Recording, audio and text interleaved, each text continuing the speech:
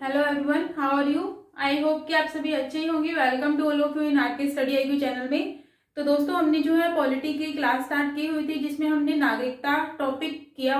First topic जो first part कर लिया था इसका, कि जैसे कि नागरिकता कितने प्रकार से मिलती है और नागरिकता जो है समाप्त कैसे होती है। तो 2 पॉइंट हमने क्लियर कर लिए थे।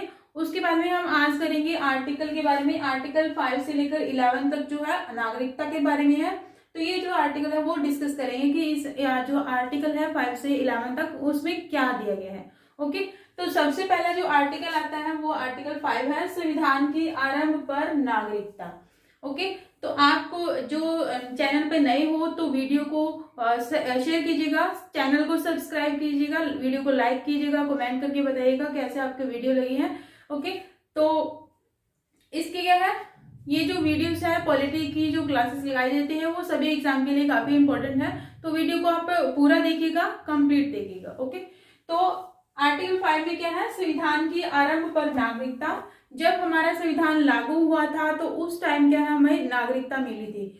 तो जब संविधान कब लागू हुआ था, 26 जनवरी 1950 को।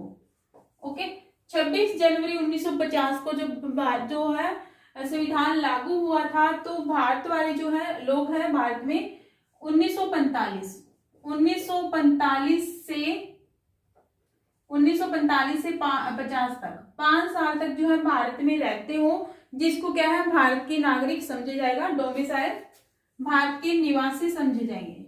ओके, अगर कोई व्यक्ति 1945 से 50 तक भारत में रह रहा है 5 साल से लगातार, चाहे वो किसी भी कंट्री से आए हो, पाकिस्तान से भारत में हो, तो वो क्या है 1945 से 50 साल तक लगातार 5 साल रहता हो तो डोमिसाइल भारत का माना जाएगा। तो उसी संविधान के लागू होने पर ऑटोमेटिक जो भारत की नागरिकता प्राप्त हो जाएगी। ओके, तो ये है भारत का वो निवासी माना जाएगा। ये आर्टिकल 5 में दिया गया है। ठीक है, उसके बाद में क्या है, आर्टिकल अगला है आर्टिकल 6। आर्टिकल 6 में दिया गया है पाकिस्तान से भारत आने वाले व्यक्तियों की नागरिकता। पाकिस्तान से भारत आने वाले व्यक्तियों को नागरिकता। अगर कोई पाकिस्तान से भारत आया व्यक्ति तो उससे नागरिकता कैसे मिलेगी, तो पाकिस्तान से भारत आने वाले व्यक्तियों को नागरिकता जो मिलेगी वो आर्टिकल 6 के तहत मिलेगी। तो वो कैसे मिलेगी, इसमें क्या है, पाकिस्तान से भारत आता है जब हमारा जो है भारत जो है डिवाइडेशन नहीं हुई थी। ठीक है, तो पाकिस्तान से भारत आने वाले व्यक्ति, जैसे कोई भी पाकिस्तान में रह रहा है, अगर उसके भारत में दादा दादी, नाना नानी, या फिर उसका खुद का जन्म हुआ भारत में, या फिर उसके माता पिता भारत में जन्मे हुए हैं, तो इसके आधार पर क्या है उसको भारत की नागरिकता मिल पाएगी। ओके, पाकिस्तान से भारत आने वाले व्यक्तियों को नागरिकता कैसे मिलेगी, अगर वो उसका स्वयं का जन्म भारत में हुआ है, या फिर उसके माता पिता, दादा दादी, नाना नानी में से किसी का भी जन्म भारत में हुआ है, तो उसके आधार पर उसको भारत की नागरिकता प्राप्त हो सकेगी। और उसके बाद में क्या है, एक डेट दी गई है 19 जुलाई 1948। ठीक है, 19 जुलाई 1948 जो ये डेट दी गई है, अगर कोई व्यक्ति पाकिस्तान से भारत आता है तो 19 जुलाई 1948 से पहले या फिर बाद में, या फिर क्या है संविधान लागू होने से पहले, संविधान के लागू होने से पहले। ठीक है, अगर भारत में वो आता है तो भी उसको क्या है भारत की नागरिकता दे दी जाएगी। 19 जुलाई 1948 से पहले या फिर बाद में, या फिर कह सकते हैं संविधान के लागू होने से पहले वो भारत आता है तो उसको नागरिकता दी जाएगी। अगर वो भारत में आता है तो उसने क्या है 6 महीने तक भारत में रहना होगा और 6 महीने के अंदर उसे रजिस्ट्रेशन करवाना होगा, तभी क्या है उसको भारत की नागरिकता दे दी जाएगी। अब क्या है 19 जुलाई 1948 जो ये डेट है वो क्यों फिक्स की गई है, कि जब हमारे भारत की जो डिवाइडेशन हुआ था 1947 में, आजाद हुआ था भारत। ठीक है, तो उसमें क्या है पाकिस्तान वाले और भारत जो है 2 भागों में बंट गया था। तो 1947 के बाद में क्या है, कुछ लोग इधर रह गए थे, कुछ लोग उधर पाकिस्तान में चले गए थे, तो उनको भारत में आने के लिए और पाकिस्तान जाने के लिए एक डेट फिक्स की गई थी 19 जुलाई 1948। तो इस डेट के अनुसार क्या है, कोई भी व्यक्ति भारत से पाकिस्तान जाना चाहता है, पाकिस्तान से भारत आना चाहता है, तो वो इस डेट के पहले या फिर बाद में वो जा सकता है। ठीक है, तो ये डेट मेंशन की गई थी, इसलिए इंपॉर्टेंट है। दोनों ने मिलकर क्या है एक डेट फिक्स कर दी थी, 19 जुलाई 1948। आगे आर्टिकल आता है 7 आर्टिकल। 7 आर्टिकल में क्या है, भारत से पाकिस्तान जाने वाली, भारत से पाकिस्तान और पाकिस्तान से भारत आने वाले व्यक्ति को नागरिकता, आने वाले व्यक्ति को नागरिकता। ओके, आर्टिकल 7 में क्या है, पाकिस्तान भारत से पाकिस्तान जाएगा व्यक्ति पहले, और फिर क्या है पाकिस्तान से भारत आने वाले व्यक्ति को नागरिकता कैसे मिलेगी, तो वो आर्टिकल 7 में दिया गया है। ओके, यदि कोई व्यक्ति क्या है, यदि कोई व्यक्ति, इसमें क्या है एक डेट मेंशन है 1 मार्च 1947। इस आर्टिकल में क्या है, आर्टिकल 7 में भारत से पाकिस्तान मीन्स कोई व्यक्ति क्या है, पहले जो हमारा भारत और पाकिस्तान इकट्ठा होता था, तो मान लीजिएगा ये भारत और पाकिस्तान है इकट्ठा है, उसके बाद में क्या है 1 मार्च 1947। उसके बाद में क्या है 1 मार्च 1947 से पहले कोई व्यक्ति है, वो पाकिस्तान वाले एरिया में रह रहा है, वो भारत में ही था पहले, तो वो क्या है 1947 15 अगस्त 1947 के बाद में भारत और जो है पाकिस्तान डिवाइडेशन हो गई थी, तो वो व्यक्ति क्या है पाकिस्तान में चला गया था। ठीक है, भारत से पाकिस्तान, अगर वो व्यक्ति पहले भारत में था और डिवाइडेशन होने के बाद में पाकिस्तान में चला गया है और वो व्यक्ति क्या है भारत में वापस आना चाहता है, तो उसके लिए आर्टिकल 7 जो लागू होता है। 1 मार्च 1947 के बाद में क्या है, जो एरिया भारत वाला एरिया वो पाकिस्तान में चला गया है, और वो व्यक्ति क्या है पाकिस्तान में नहीं रहना चाहता, भारत में आना चाहता है, तो वो क्या है आर्टिकल 7 के तहत उसको नागरिकता भारत की मिल पाएगी। तो ये भी क्या है, जैसे पाकिस्तान से भारत से पाकिस्तान ये जो एरिया है पाकिस्तान में चला गया है, तो उसकी ऑटोमेटिक जो भारत की नागरिकता है वो समाप्त हो जाती है और वो पाकिस्तान का व्यक्ति माना जाएगा। अगर कोई पाकिस्तान में नहीं रहना चाहता है तो वो भारत आ सकता है 1 मार्च 1947 के बाद में। ये जो डेट मेंशन की गई वो सेम ही है, 19 जुलाई 1948 से पहले, बाद में या फिर संविधान लागू होने से पहले उसको भारत में आना पड़ेगा और उसे क्या है अपना नाम जो है रजिस्ट्रेशन करवाना होगा 6 मंथ के अंदर अंदर।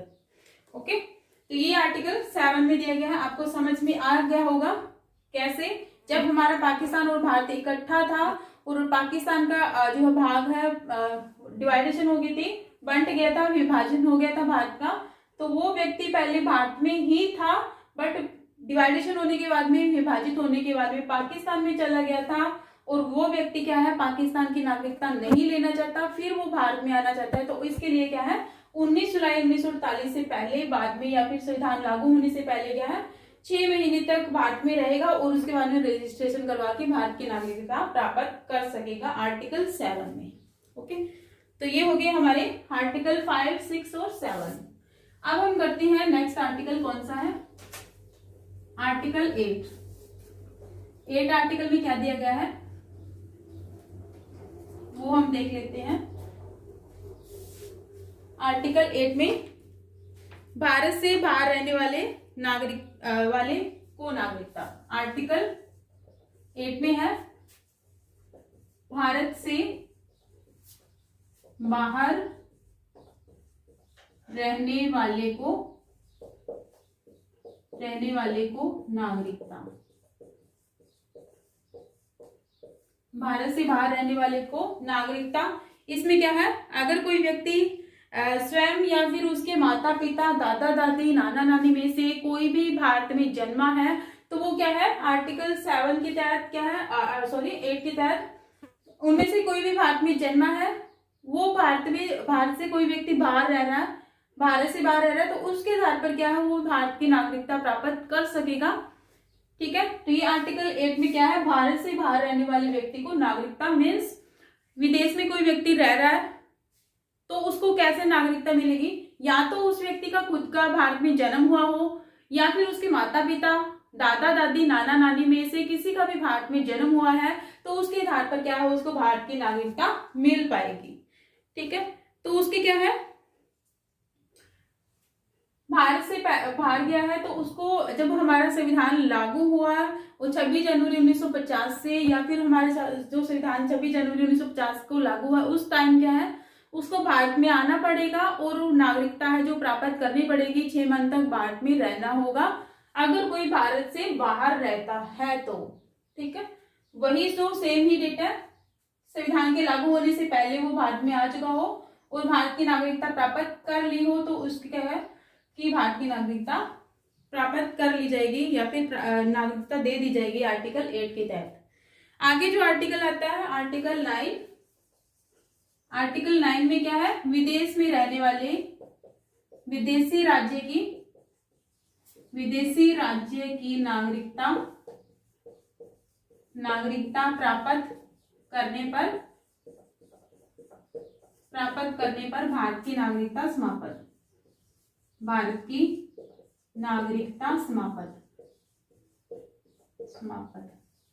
या फिर हमें इसे कह सकते हैं नो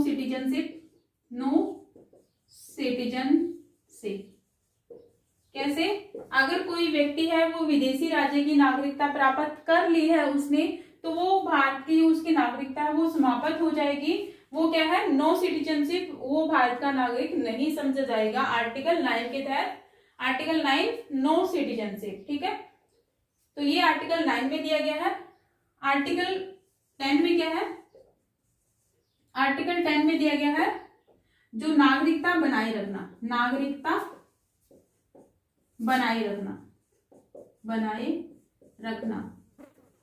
कॉन्टिन्यूटी।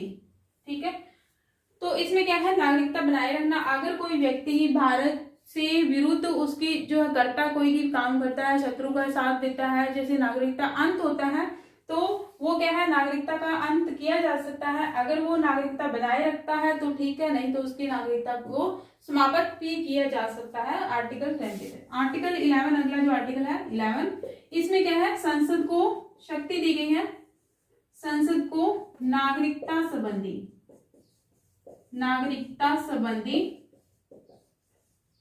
विधि बनाने की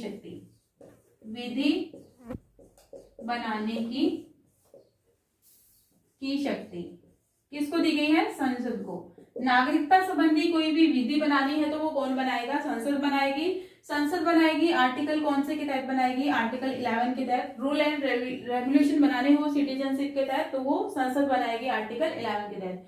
तो ये आर्टिकल थे, हमने कर लिए हैं आर्टिकल 5 से लेकर 11 तक। ठीक है, आर्टिकल 5 में क्या था, संविधान के आरंभ पर नागरिकता, जब हमारा संविधान लागू है उसके स्टार्टिंग में नागरिकता। 6 में हमने किया था पाकिस्तान से भारत आने वाले को नागरिकता। 7 में हमने किया था भारत से पाकिस्तान और पाकिस्तान से भारत आने वाले को नागरिकता। 8 में हमने किया था भारत से बाहर रहने वाले को नागरिकता। और 9 में क्या था, विदेशी राज्य की नागरिकता प्राप्त करने पर भारत की नागरिकता समाप्त। ठीक है, और 10 में किया था नागरिकता बनाए रखना। और 11 में क्या था, संसद को नागरिकता संबंधी विधि बनाने का अधिकार है, रूल एंड रेगुलेशन संसद बना सकती है। तो ये हमने आर्टिकल कंप्लीट कर लिए हैं। इससे संबंधित आपको कुछ भी समझ नहीं आता है तो आप पूछ सकते हैं। ठीक है, तो ये जो है टेलीग्राम चैनल बना हुआ है आरके स्टडी IQ, इसी नाम से, चैनल के नाम से। तो वहां पे आप क्या है क्वेश्चन पूछ सकते हो अगर आपको समझ में नहीं आता तो। ठीक है, तो वीडियो को लाइक जरूर कीजिएगा, शेयर कीजिएगा वीडियो को ज्यादा से ज्यादा। अपने ग्रुप्स बने होते हैं व्हाट्सएप पे, उस पे। तो आज के लिए इतना ही, मिलते हैं कल एक नई वीडियो के साथ में। Thank you so much for discussion.